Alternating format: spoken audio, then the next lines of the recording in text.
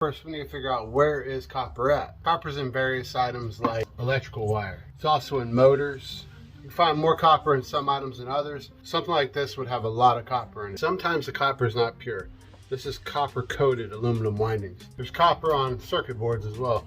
But on these components, you also want to do a scrape test. Take something sharp, scrape the copper, and look and see to it that it's true copper and not copper coated aluminum windings. For today's video, I'm going to be trying to fill up this jar, maybe halfway or so I can get a couple pound bar of copper pretty quickly. Lower the gauge wire, the thicker the copper cable inside is. You actually strip this down, you'll get the wires out and they'll look something like this. Take a razor blade and slice it long ways. Fairly easily, just peel back the cable and pull the copper wire right out. It can be hard to grab. I recommend using pliers. Oh yeah, real hard. Steel. Goes a lot easier that way. First piece of copper we've added.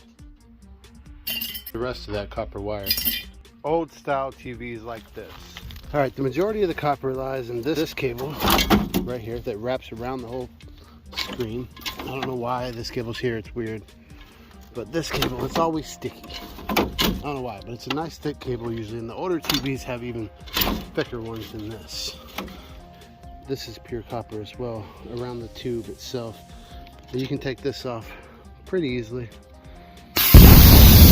Alright, right here is the majority of the copper that's easy to access. If it was me, I'd just cut off these other copper wires and put them in the copper wire scrap pile. And sometimes the tools you bring, like my cordless screwdriver, don't get into the holes. You just have to go gorilla mode and just rip the back of the TV off.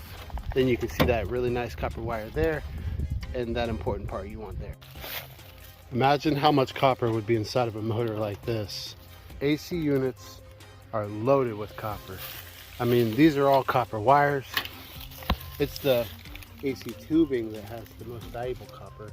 If you can get your hands on a good bit of that, that's just pure copper. But you gotta watch out where those fittings are, where those brackets and stuff are. They use a solder.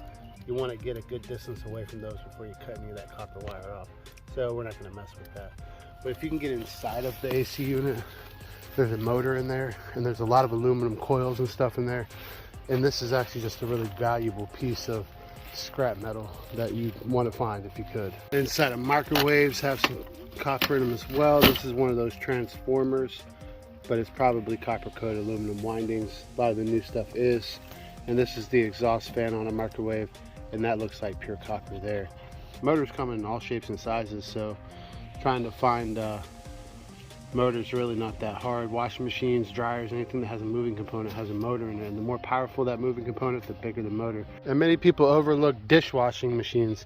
They're really easy to get the motor. If you flip them over, there's literally 4 screws. Pull the plate off,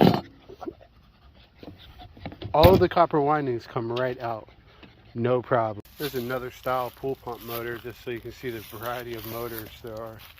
But like car alternators also have a lot of copper in them, because they're essentially a reverse motor. Once you grab it, just twist it until it comes out. Got it. This is some of that copper overpour slag I was talking about. Had all that in there too. 2 tiny little extra pieces. Alright, so we got a nice little stash of copper. It should make a decent little copper bar. I don't know how big it'll be, but it won't be too big, but it'll be worth pouring.